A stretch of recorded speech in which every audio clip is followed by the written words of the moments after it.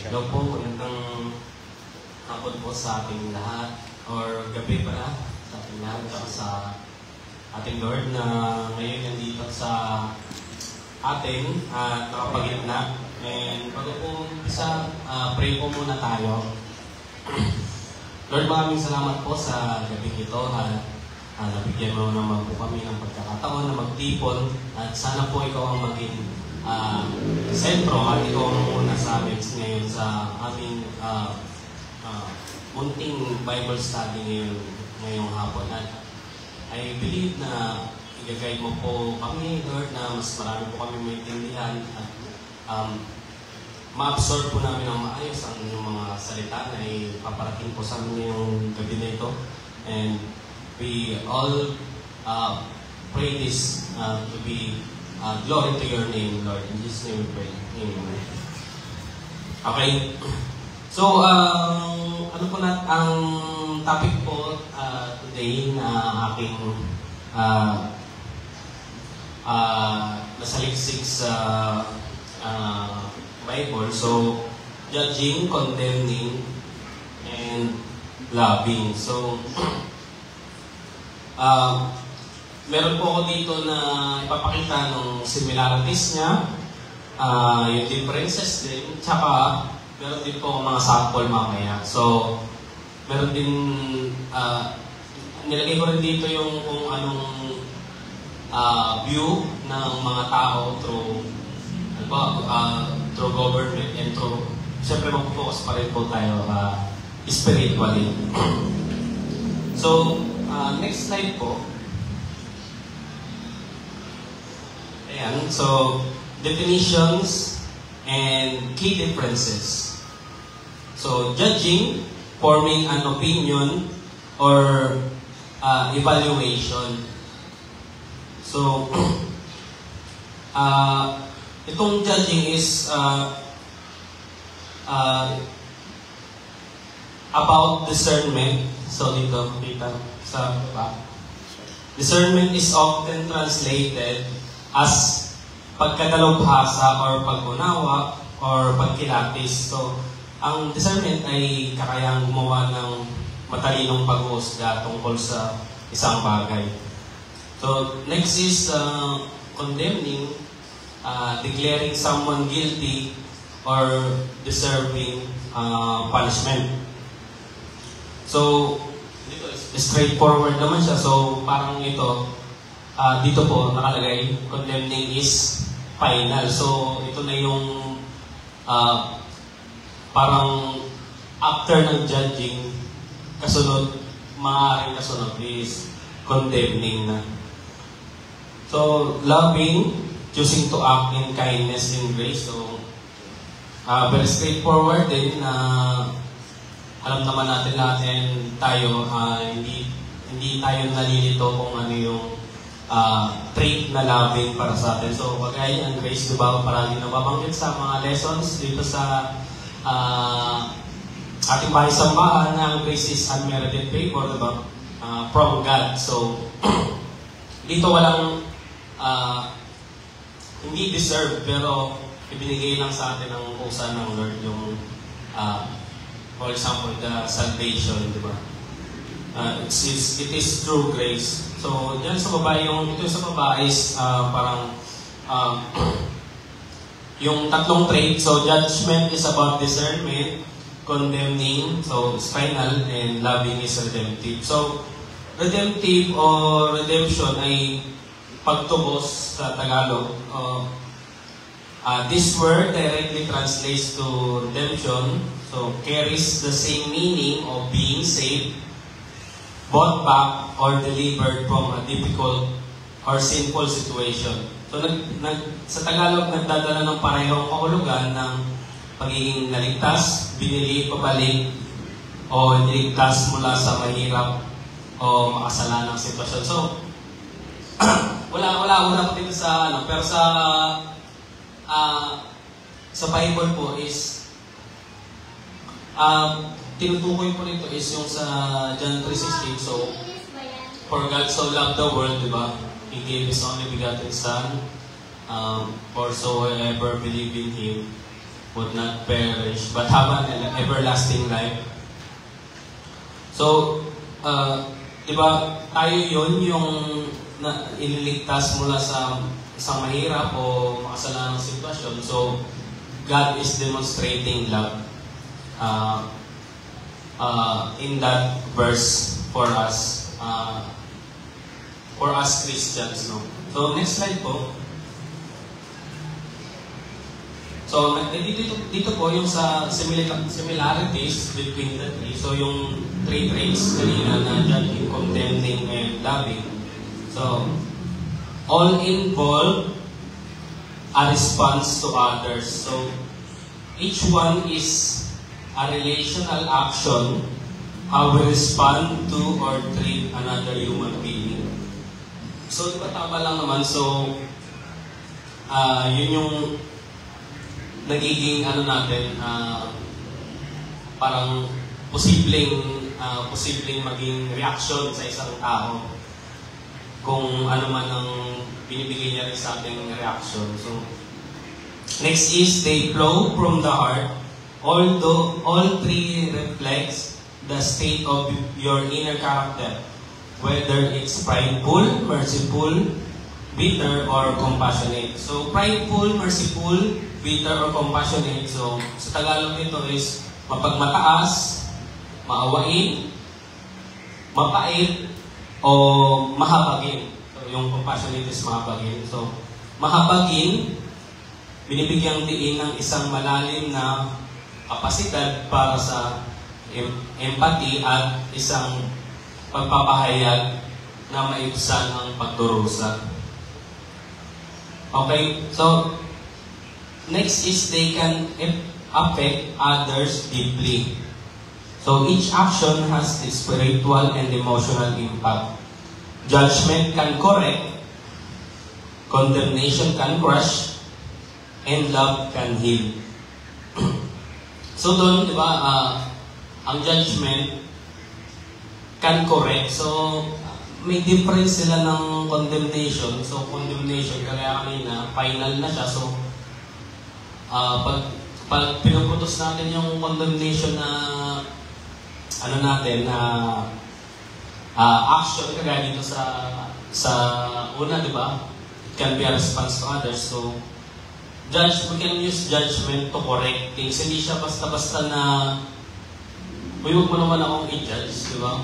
Pero, kailangan yung makaka-receive ng pag-judge mo o pagpupuna, kailangan maintindihan niya kung bakit mo siya pinupunan. Ganon. Sample lang. So, last one is they reveal your understanding of God. So, how you judge, condemn, or love often mirrors your theology. So, ano po yung theology? So, sa Tagalog, theologia. So, the term theology comes from two Greek words, theos and logos.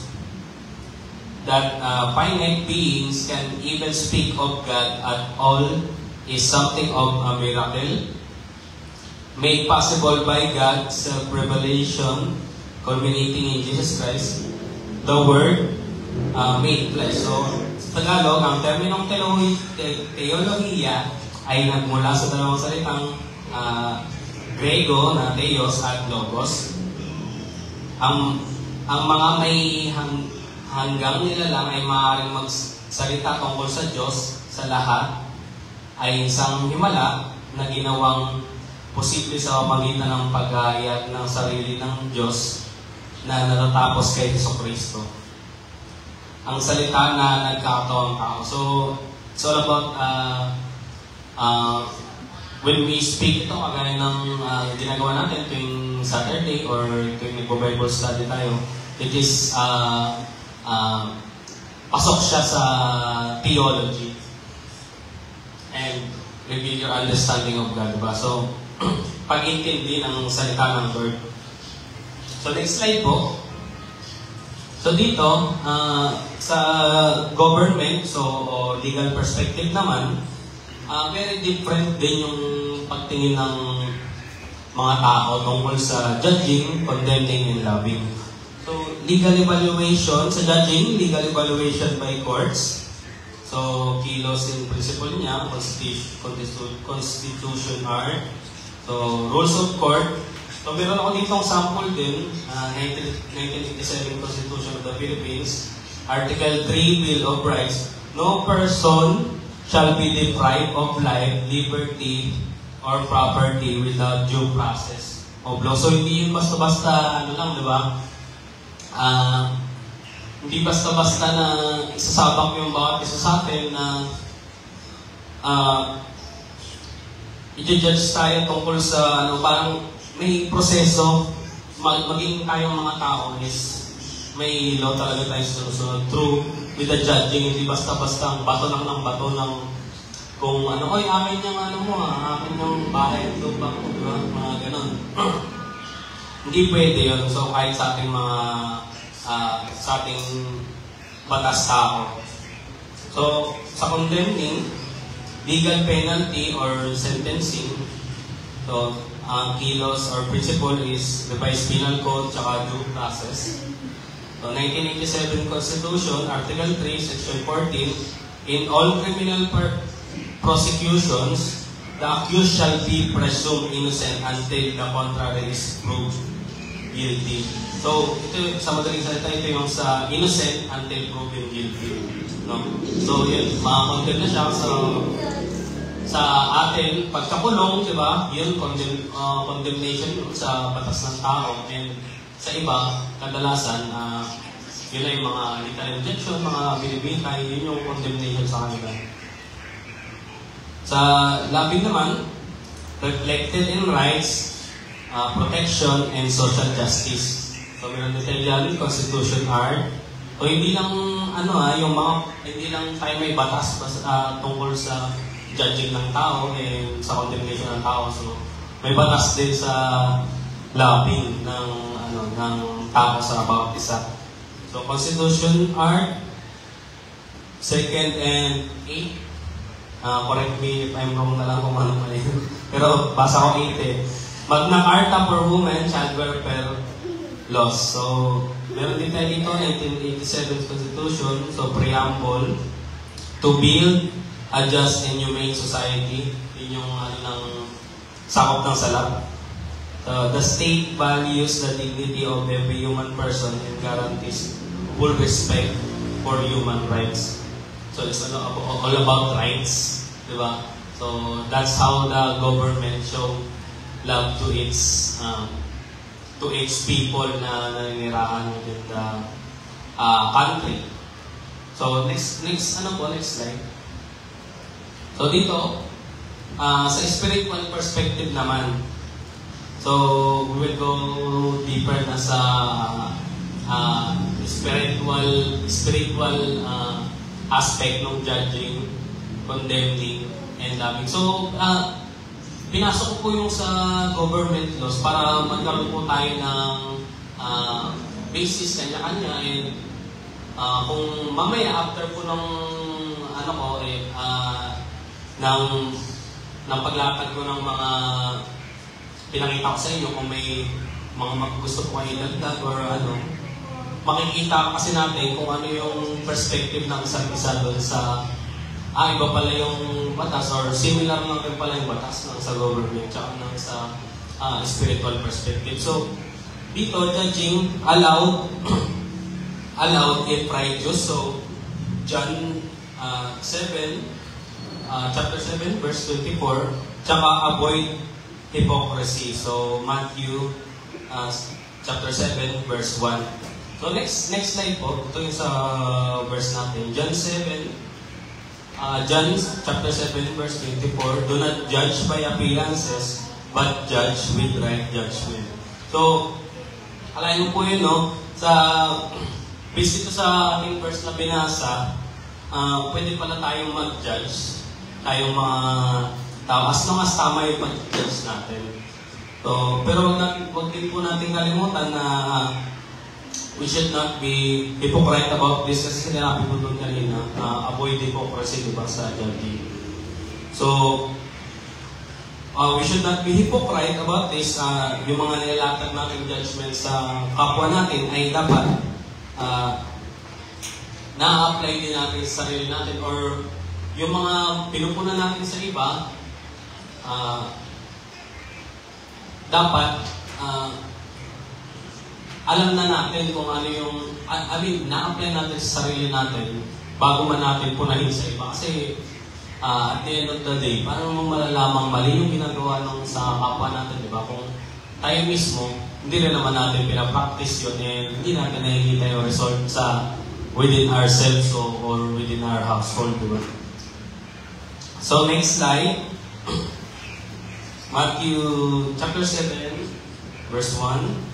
Do not judge or you will be judged. So, itong verse na to, connected siya sa kanina, di ba?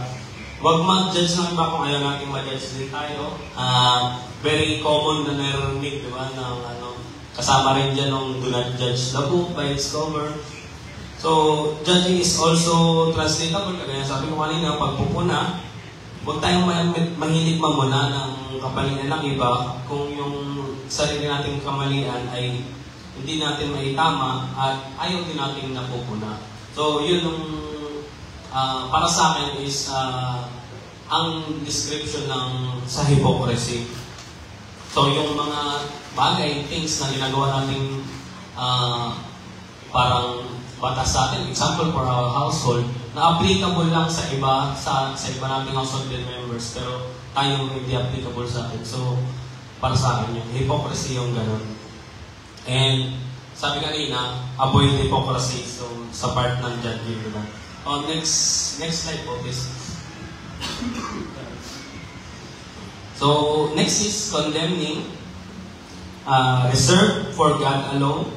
So, meron din tayong verse dyan. Romans chapter 8, verse 1, and John chapter 3, verse 17. Okay, next slide po. So, sa Romans chapter 8, verse 1, therefore, there is now no condemnation for those who are in Christ. So, dito, parang parang kung titignan mo na hindi natin iisipin sa mas malalim na thought about condemning, pero dito mismo kahit ang mga verse na nakalista natin ay sinasabi no condemnation now daw, di ba? No condemnation for those who are in Christ Jesus. So parang hindi pa siya existing now sa spiritual aspect yung condemnation. So wala nang kahatulang parusa sa mga taong nakapag-isa na kay Jesus Christ. So yan yung mga taong tumanggap kay Jesus Christ. So straightforward, we accept salvation, di ba? And salvation save us from condemnation. What is condemnation din sa Bible? Diba? It is the pag na-judge tayo ng Lord and napunta tayo sa walang hanggang parudurusa, which is the nagagalatang apoy. Diba? That's the eternal condemnation.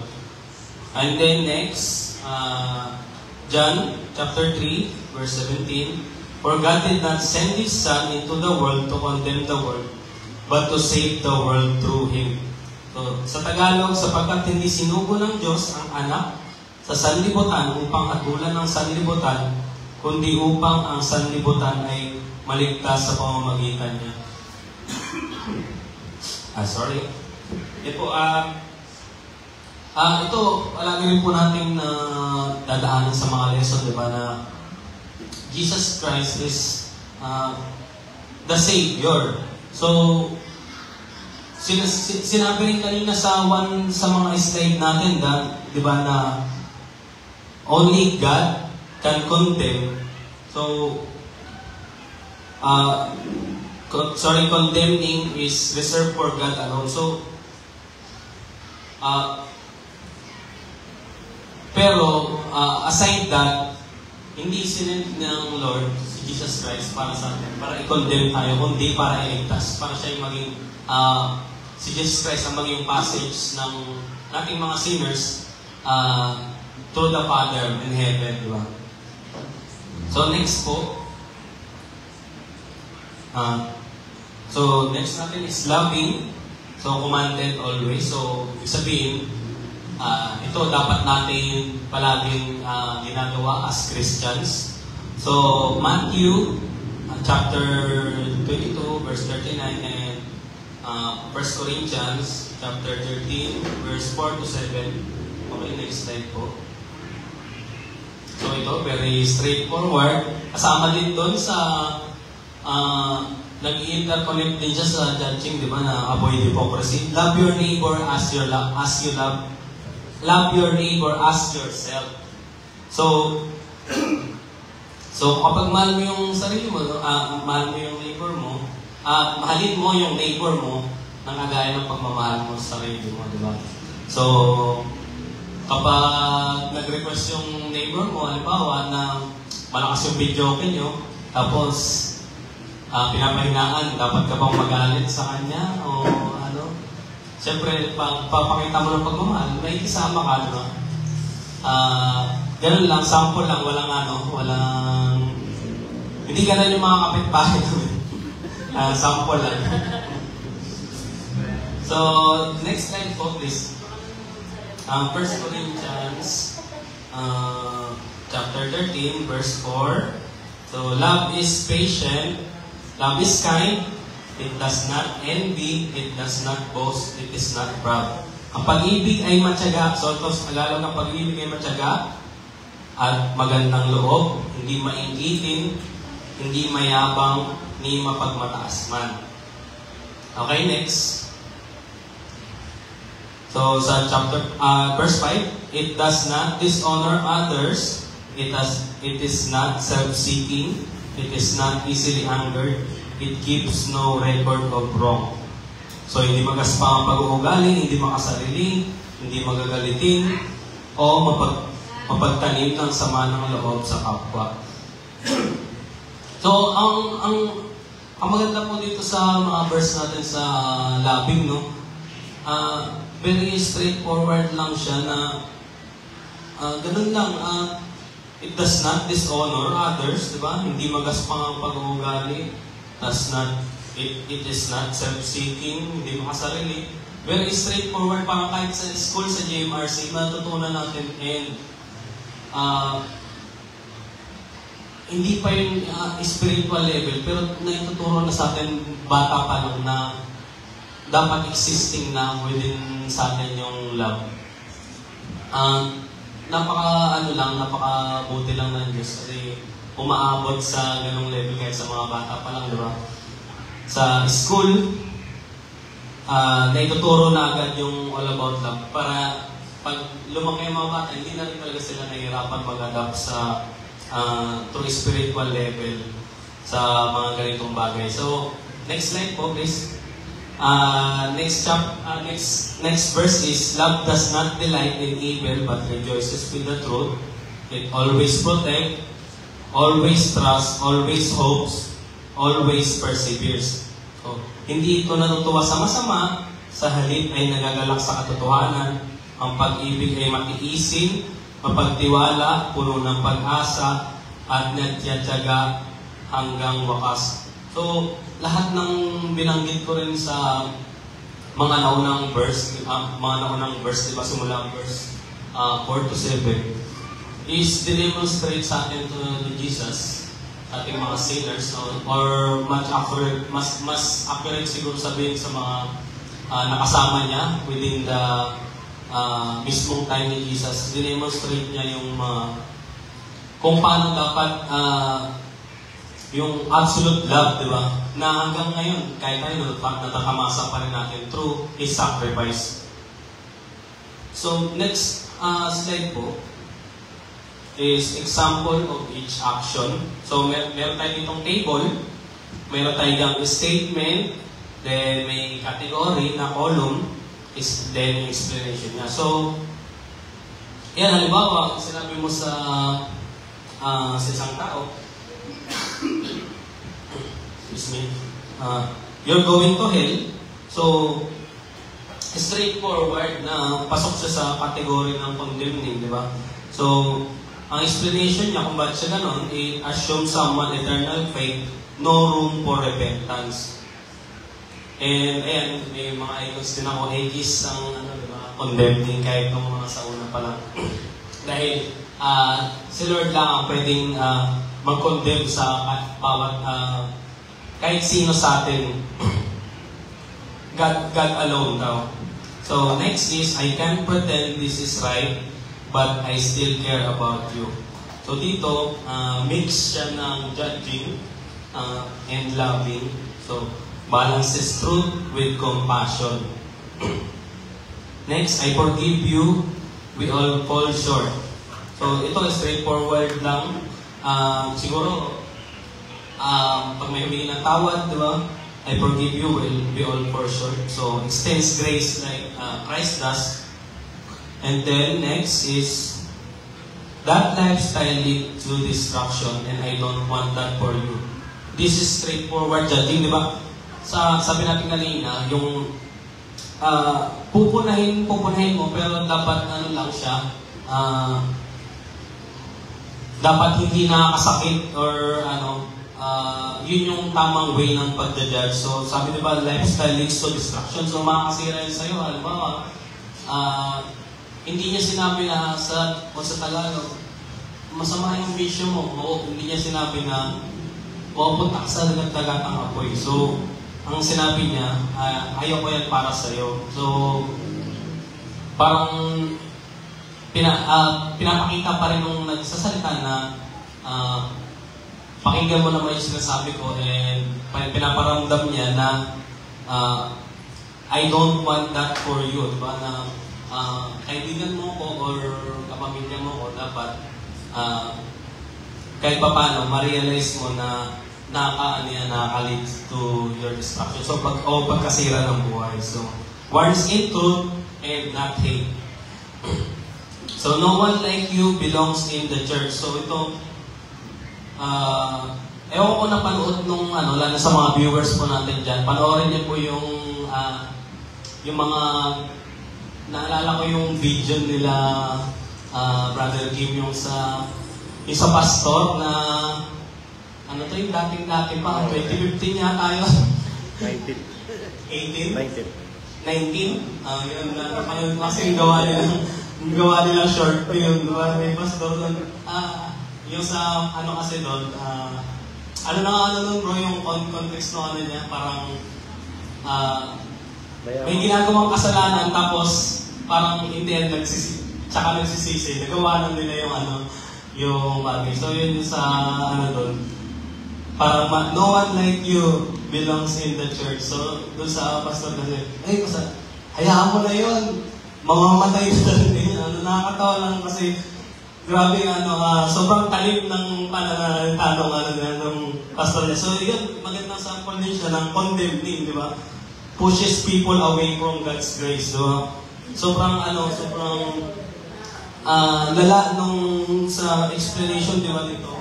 Kita nyo naman, pushes away. Imbis na makakapagligtas ka, sometimes, rin talaga dapat binabantayan po talaga natin. Minsan, mag-mix up din kasi natin yung judging from condemning. So, dapat talaga, siguro, kaya sensitive yung ibang tao na, uy, ginajudge mo ako kasi palaging judging, palaging nababanggit. Hindi nga kasi tayo pwede mag-condemn. So, parang naka-cover up ng judging na word, yung condemning. So, parang napapag-mix up. Pero, kagaya nito, straightforward siya na condemning, di ba? Kasi wala nang yung natin kanina, yung definition ng sa condemning, wait lang.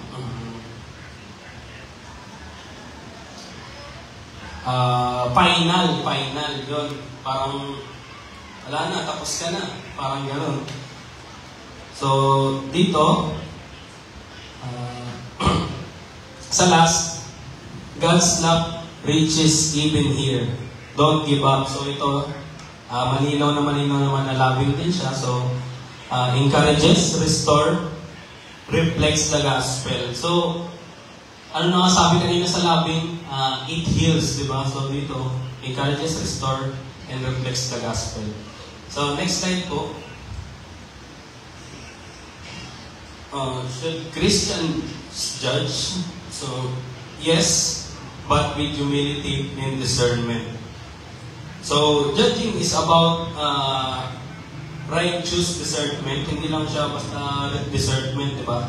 Righteous dapat, not superiority. So, Christians are called to correct gently, not harshly. So, sa Tagalog, ang pag-uusga ay tungkol sa matuwid na pag-unawa. Higit sa lahat, ang mga Kristiyano ay tinawag na magtuwid ng malumanay at hindi malupit. So, ang next is judgment. It's not condemnation, it is spiritual discernment. So we are called to help others grow, not to tear them down. So meron din tayong verse dito na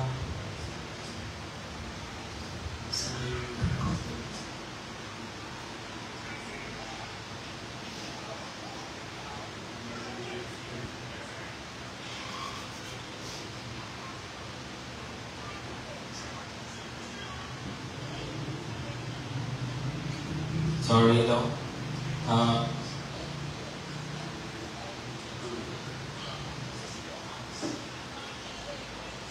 Okay yun. Nabanggit kanina, ito pala yung sa Matthew 7, chapter 7, di ba, verse 1, and John's chapter 7, verse 24, dito kanina, so yung sa Matthew, is do not judge or you too will be judged. Previous slide natin. And also yung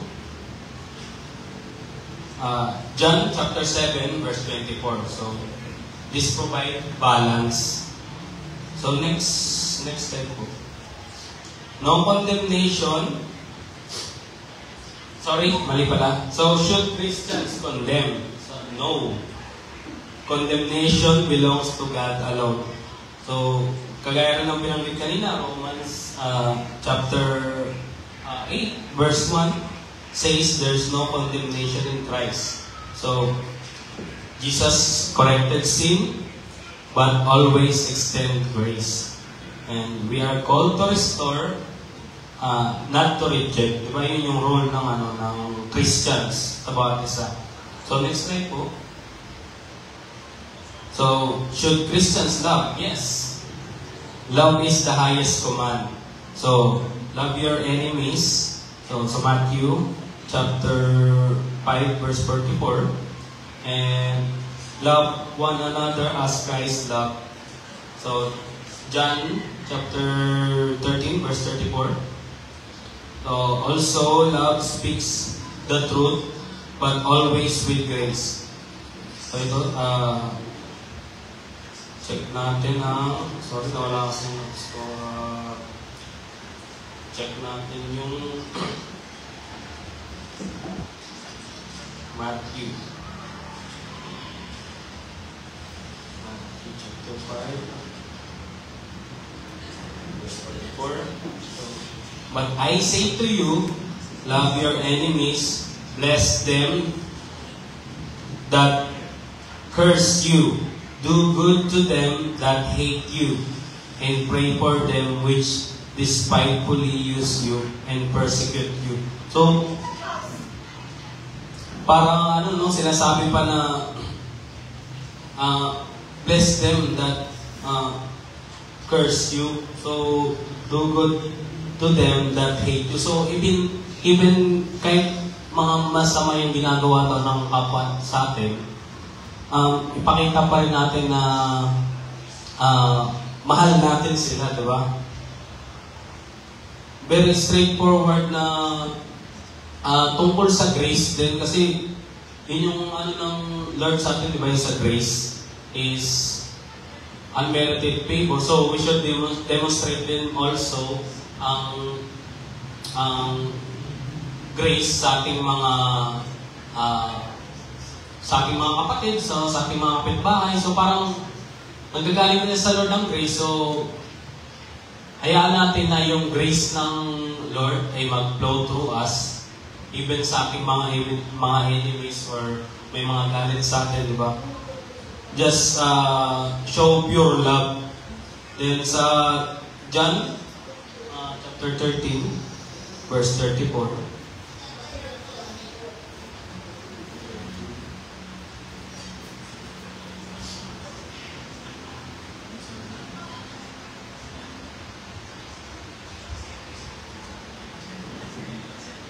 Ayan. So, a new commandment I give unto you, that ye love one another as I have loved you, that ye also love one another. So yun, talagang mas ini-emphasize kasi sa time ni Jesus kung hindi nga nag-condemn si Jesus ng kahit sino nung sa time niya kung mababasa po natin yung mga verses sa Bible, wala siyang kinondemn sa panahon niya. And more on nagpo-focus si Jesus sa love, kagaya dun sa verse, di ba? A new commandment I give unto you. So, new commandment daw siya. So, hindi sinabi exactly na naging kasama siya sa atin, commandment. So, naging pang-11 ba or something. Pero, sinasabi lang na a new commandment I give unto you, that ye love one another as I have loved you, that ye also love one another. Diba? Parang bigyan natin ng pagmamahal yung kapwa natin kung paano daw tayo minahal ni Jesus. So, kagaya na sabi ko kanina, dapat yung God's grace is magpo-flow through us, then parang bakit bait mo sa Kanya? Kahit ang lakas-lakas nila mag-video, tapos hindi kayo binibigyan ng tawag dito. Sabi, nagmumukhang galit sa video ko, kaya ito ng pangalawang sample na. Pero yun, kahit yung kalat nila, umaabot sa inyo, yung basura, di ba? Hindi kayo nakulit anong basura. Wala, sasagot mo lang. Hindi ko alam, gano'n naman talaga dapat, di ba? Love lang dapat talaga ang ipakita natin sa hanggang sa ma-abolish yung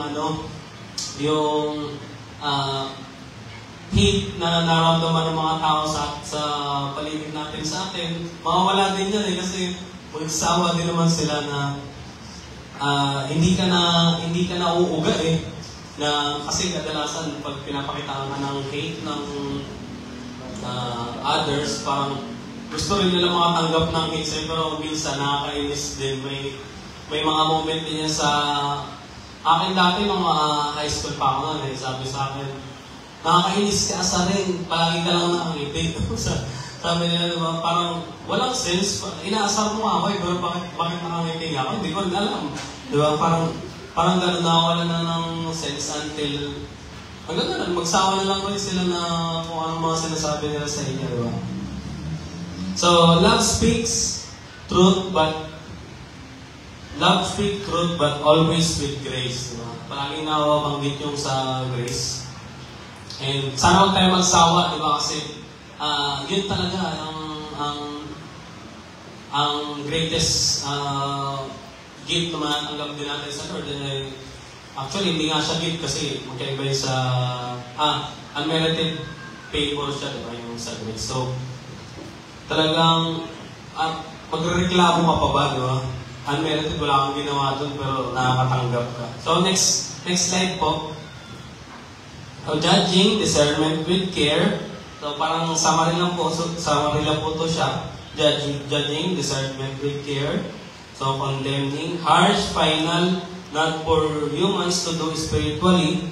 Then, loving, always right, builds, forgives, and restore. So, next po tayo sa second to the last slide. So, righteous judgment seeks restoration. Condemnation without mercy is prideful. Love is the highest calling and reflects God's nature. Then, last is let all be done in love. So, 1 Corinthians, verse 16, chapter 14. There you go, let all that you do be done in love, diba? So, ganun lang, napakabuti pa ng Lord sa ating mga kapatid na pumunta dito at nakikinig tuwing nagpa-Bible study. Ako, guilty po kami na ako nakapunta lang ako dito pag time ko na pag binibigyan na ako ng time na mag-present dito. Pero, ayan, sa mga kapatid po na nandito palagi tuwing Bible study, nasabi ko po talaga na pinapakitaan nila ng love yung sino mang mga sulpot-sulpot lang po dito sa church. And very grateful po ako na ganun po, may mga nakikinig po talaga. And right after this, magkakaroon po kami ng prayer meeting. So, kung sa mga kapatid po natin dyan na nanonood, kung gusto nyo rin pong maranasan yung mga naranasan ng mga nakikinig dito, punta lang po kayo dito pag may time, and kahit pa paano, may experience po natin. Sayang po yung sa prayer meeting ko kasi talagang maganda rin po yung ano niya, naging dulot sa amin spiritually and pagdating sa household namin. So, ni-encourage ko po lahat ng nakikinig, and glory to God po sa lahat. Thank you so much sa mga kapatid po natin dito nakikinig. Kung meron po kayong gusto idagdag, and kung may mga tingin yung kulang or may mali ako nasabi, yun po yung purpose din ng sa alam kong purpose ng sa Bible study, para makapagpalitan po ng perspective kung ano yung dun sa mga verse na nabanggit, sa idea nung sa judging and judging, condemning, and loving, kung may kulang o may dapat dagdag, may dapat na hindi binanggit, diba? So, the floor is to our mga kapatid na nandito kung may gusto pong dagdag. Sige ako na. Okay, next. Yes, Brother King. Hello. Isang pala, siyempre nakaka-bless. Lagi naman yan, may blessing talaga kapag nagikinig tayo ng salita ni Lord. Siguro yung sabihin ko na yung mga tumatak sa akin, no? Yung una yung judging, condemning, tsaka yung loving. Salamat sa pag-describe sa atin, bro. Kumbaga, mas malagi yung understanding, no? Kung ano yun, ano yung sa ating buhay Christian na paano pa natin ma-apply mo ngayon. So, nagsimula, nung una ko nakita yung title, Judging, Condemning, and Loving, agad kong naisip yung yung kwento natin bilang Kristiyano, no? Una, we were judged because we're sinners. Na-condemn tayo, we're bound to hell because of that sin. But yet, God sent His Son because of love. No, kumbaga parang doon nilagad yung umikot sa isip ko. Tayo yun yung judging, condemning, love. Yun yung kwento natin. Bakit tayo nandito, bakit tayo sumasamba, bakit tayo nagpupuri. It's because of love, of God's love. Eventually, dahil sa pag-ibig niya sa atin yun, no? Pinadala niya si Jesus para sa ating lahat. So, trabaho ba natin mag-judge? Hindi. Si Lord yung may trabaho mag-judge sa atin. Pero sa konteksto ng sharing ni Brother Lucky, we can judge because binigyan tayo ng wisdom ni Lord to discern right and wrong. No? Kumbaga, paano tayo magko-correct ng kapwa natin kung hindi tayo mag-judge? Kung hindi tayo makakapag-discern? Pero sa secular kasi, pag sinabing judge, parang hindi maganda yung yung kahulugan. Pero dito, mas naintindihan natin na pwede pala tayo mag-judge, pero hindi natatapos sa judge yun. Dapat i-correct natin yung kapatid natin. Sabihin natin kung ano yung kung mayroong mali siyang ginawa, gano'n, no? Kumbaga, gagawin mo yun out of love pa rin, out of concern. Gagawin mo dahil gusto mong mapabuti yung kapwa mo, mahal mo sila. No? So, we can judge, but do it out of love. Tapos, condemnation is only God's work. Siya lang ang tanging makakapag-condemn ng tao. No?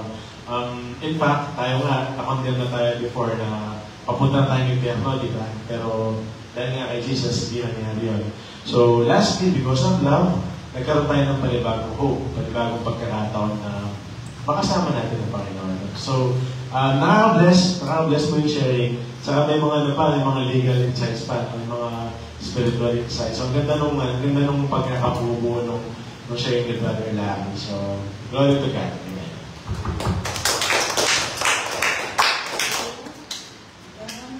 Sinabi ko rin,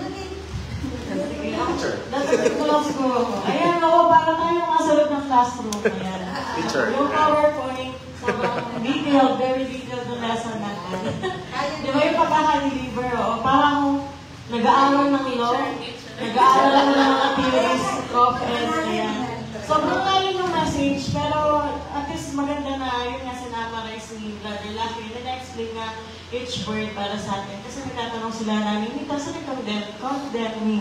So, next week naman ni Bro Lucky na. Pero para sa amin, same as Kuya King P, the only difference between sa makamundo and then secular is sa makamundo, yung hypocrite kasi tayo yung hypocrite tayo ng mga tao. Kumbaga, akala natin we are righteous. Kala natin we have the right to judge other people. Pwede natin sabihin, ganyan. Kahit sabihin nila constructive criticism, sa puso nila yun pa rin ang gusto nilang sabihin. Yung mga harsh or mga masakit na salita, gusto nilang sabihin sa tao. And then they can also condemn, no? Through words lang. Yung pagpataw, for example, you are nakagawa ka ng crime, di ba? Siyempre, i-judge ka niya, magbibigay siya ng opinion, ipapapatawa ka ng kaparusahan. So sabi mo nga, it's due process, kumbaga legally. Pero there's no love. Yung mga tao, kaya ginagawa natin yan, para lang maitama yung pagkakamali ng kapwa natin tao, pero legally lang. Para lang makuha niya yung deserve niya, pero there's no love. Kumbaga sa court, ganyan, di ba ganyan yung ginagawa. Pero when we are in that hour, sa secular naman, ayun, no? So, katulad ng sinabi ni QP, kapag umakit na tayo lahat, sa rapture, tapos nasa taas tayo lahat. So, yun nga, judge tayo ni God based on ano din yung ginawa natin, pero may pagpamahal nga, no? So, ayun, judging kasi kakondemn na tayo kung sa langit ba tayo or sa hell.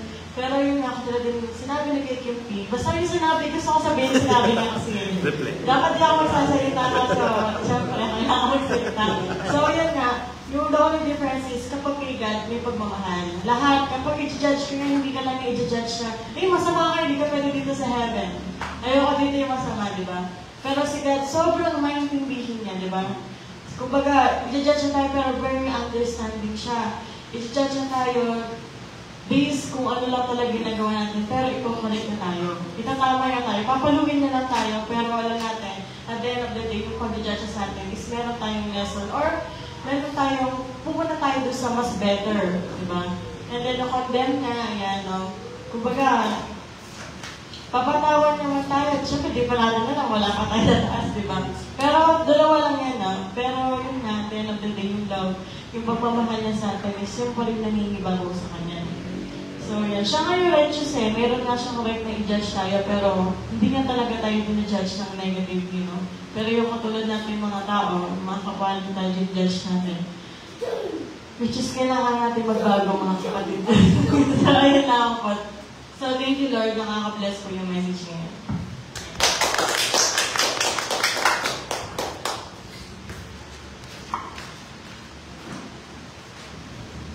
Good evening po.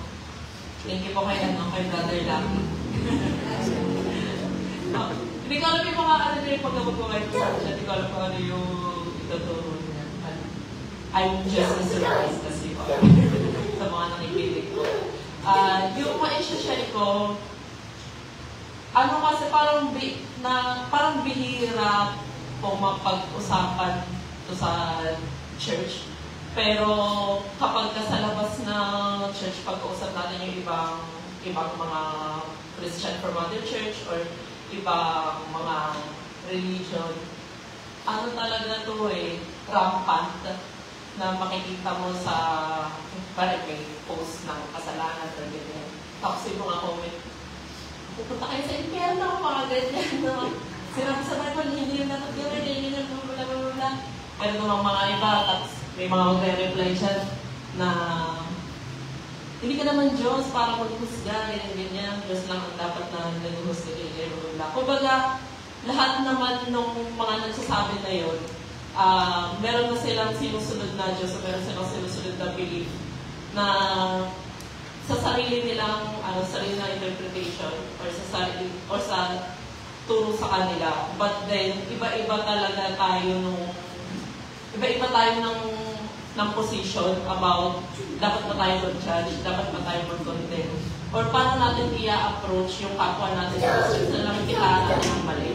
So very nakaka-bless po yung message na yun. Parang at least kung hindi man natin magawa yung judge with love, kasi totoo naman talaga, minilagay sa sarili natin na dahil alam na natin yung tama, minsan binibigyan natin yung sarili natin ng karapatan or parang nagiging feeling, parang meron tayong superiority complex na mali mo yung ginagawa mo. Parang gano'n, nagagano tayo sa ibang tao. And yun yan, itong message na to, at least meron tayong panimula na awareness na para i-discern natin yung sarili natin na paano ko nga ba tinatama yung kapwa ko.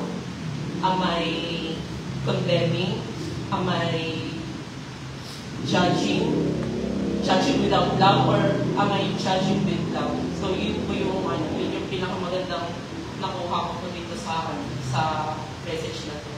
Sa corporate world, favorite yung word na constructive criticism. Yun yung nabanggit ko nabanggit ni Sister Biel Arena. And yung pinaka-gist lang naman ng constructive criticism is you tell the people, you tell your staff, ano yung mali sa kanya, para makorek niya, or para matulungan mo siya na i-correct yung wrongdoings, or yung pagkakamali niya sa work, or ganyan. Yun yung tingin ko na pinaka-standard din natin dapat as Christians, yun yung judging with God, na meron tayong dapat end goal to correct. Hindi yung dahil lang entitled tayo, dahil alam natin yung tama, dahil palabas na tayo ng Bible, tapos i-judge na natin, ito mali, ikaw, mali ka. So, yun, thank you po, and yun, glory to God sa message.